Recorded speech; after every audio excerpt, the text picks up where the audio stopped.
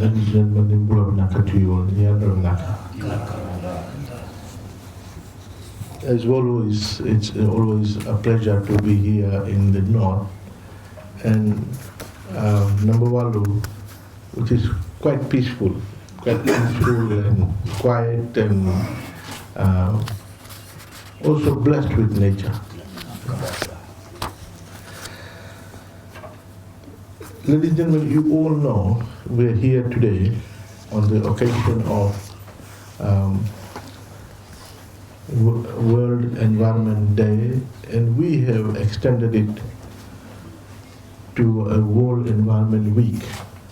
And in fact, we are here to close the Environment Week. To close the Environment Week by saying that Environment Day or week for us should be every day or every week of the year. And what a better place to talk about environment than in Nabouwalu, amongst the nature, the ridge and the reef on the left. It's amazing. I mean, people have been celebrating Environment Day, the heart of cities like Beijing or Shanghai or Sydney. But here we are talking or engaging in a discourse on environment amongst the nature, amongst the biological resources. When we look on our left, we can see the sea. Not right up to the reef, but beyond the reef. And when we look on the right, we can see the ridge, the nature. That is it. From the ridge, not to the reef, but to the ocean. That's what belongs to us. From the ridge, right to the ocean, the 200 miles EEZ that by law that every country is endowed with. The 5th of June every year, like other critical issues, let's say Day of Children, Day of Teachers, World Day of Teachers, World Day of Biodiversity, World Day of Climate Change, we have 5th of June dedicated to have a discourse on environment by the United Nations since 1972. Now, the idea is, while all of us are conscious of the environment, but sometimes you need something kind of a shock to your system to make you alert. To make you alert and think, hey, where are we? And therefore, every year, on this dedicated day, we are asked by the United Nations that we take a pause and say, what are we doing? What are we doing with regard to this issue? Otherwise, every day we are focused on numerous issues. So this day is dedicated, and for us we have dedicated the week to discuss about our natural resources, take a stock take and say, what has happened to the stock of the natural resources this far? What are we doing? And what do we anticipate to leave behind for our children? Now, we decided that we will have a discourse, we'll end the discourse amongst the custodian of our biodiversity, custodian of our environment, custodian of our flora and fauna. It's you. You are. In fact, some 50, 60 years down the line, our grandchildren, if they have any issues or questions to ask about the state of the environment, then one of the things they will say is, what did my grandfather do? What did my grandmother do? That this is the state of the environment. You are the head of the Matakari. You are the head of the Banua. You are the owner of the land. Our mothers, they interact on a daily basis with the environment, whether the ocean or whether the forest resources, whether it's for food or non-timber forest product or timber, gathering medicine, gathering weeding material, gathering food material. Numerous produce are harvested from the forest. In the process of harvesting forest resources, the question is, are we, one, depleting the forest resources so that children 40 years, 50 years down the line, will they be able to have the same amount of forest resources? Same goes to sea. When you are snorkeling, when you are diving to catch fish alongside the reef, are you interfering with the reef system? What is happening to our reef system? Sometimes our behavior, our conduct is undertaken in a way as if you are the only one. You are not bothered about others, or you are not bothered about the future generation. All we are asking is you be conscious that there are others around. Also, there is future generations who are saying that I too have the right to enjoy and have access to these natural resources in the manner in which we are accessing or you are accessing. We are under tremendous amount of pressure from investors, from the business sector, to expedite the access and extraction of the stock of resources. But there are times when you, the owners of the resources, side with them and say, yes, we need to waive the process. We need to waive the EIA requirements. The very process that is supposed to safeguard sustainable extraction of these resources.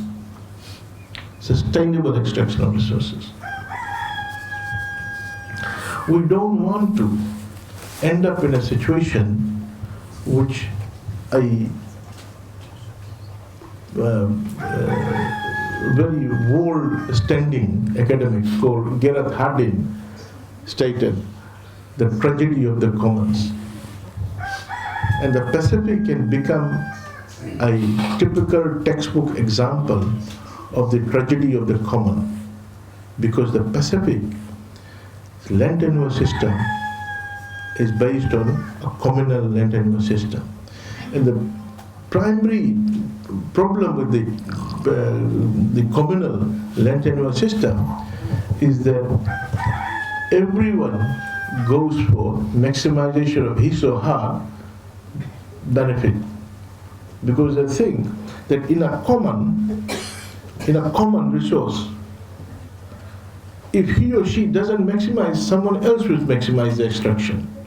So there's a race to harvest for individuals' maximization goal, thus leading to extinction or depletion of the common resource. This tragedy should not befall our community. I do hope I'm simple enough. The Vanua has reserved natural resources, but it is not in individuals where individual decides that today I'm not going to harvest this Kaubula tree. I'm going to come and harvest it maybe 10 years later. But in a common resource, if the individual decides to leave this Kaubula today, number 2 member can come and extract that Kaubula, or number 3, or number 4. So what happens? Everyone thinks things in a common resource, then if he or she doesn't harvest that, someone else. So everyone goes for maximum extraction, and that leads to the complete extraction of all the resources from the common. And that's what Gareth Hardin says is a tragedy of the commons. Your resource is it's a commonly owned. It's called common in economics. Tragedy of the commons. So the challenge in the Pacific, where you've got communal ownership of natural resources, is much more and greater to protect than in other countries. Much greater, much difficult, and requires a long-term vision. It's easier in other countries because it is individually owned. And here it's communally owned. If today you don't, the other Matangali will go and harvest it, or the other Matangali, or the other members. Because they think that if they don't harvest, you will harvest. And that leads to a rapid depletion of that common resource that you hold. And that is precisely why we are very concerned about ensuring that the members of these common resources in Fiji do understand the massive responsibility on their shoulders. It's a massive responsibility on your shoulders to protect the common resources, meet the requirements of the current generation, that their livelihood is not affected, but at the same time, you protect the resources and live in the same state, if not more or better, for the future generation. And at the same time, reconcile with the pressures from the economy to use it for growth and development. This is the challenge of how you reconcile these three key dimensions of sustainable resource use. Number one is the current generation's livelihood requirement. Number two is the future generation's dreams to ensure that you pass on the same or more, better resources. And the third is nation's requirement for growth and development. This Environment Week today, we are wrapping it up by asking you to reconcile these three key aspects of sustainable resource use, extraction, and development. Ladies and gentlemen, today we are here to have a discourse, have a talanua, and this is precisely what these dedicated days are about, is to meet with the community members, have this discourse, and ask them that in every meeting, every forum, every church service, everywhere you go, you be our ambassadors of environmental protection.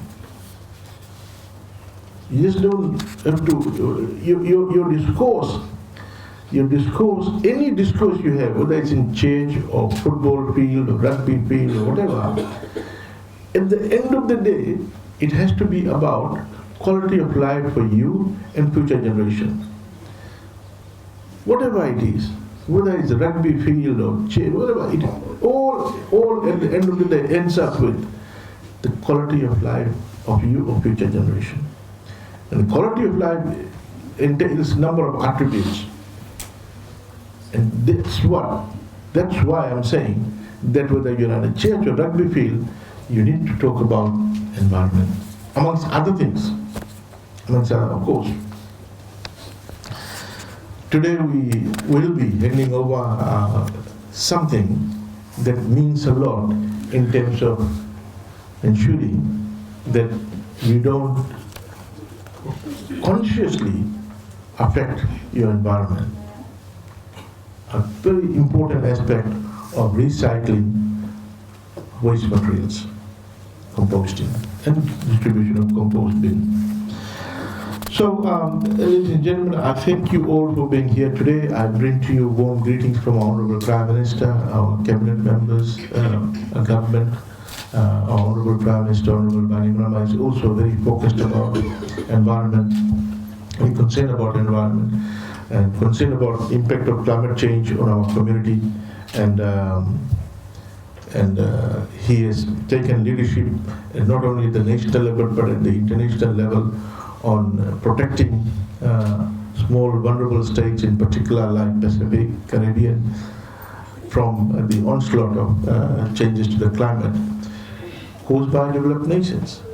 We are part of the global community paying the environmental debt created by the developed nations.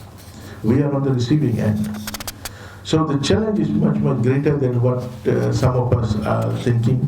Sometimes we don't think beyond our generation, but we are asking that we think beyond the current generation. Thank you, Dhaka, and happy Environment Week.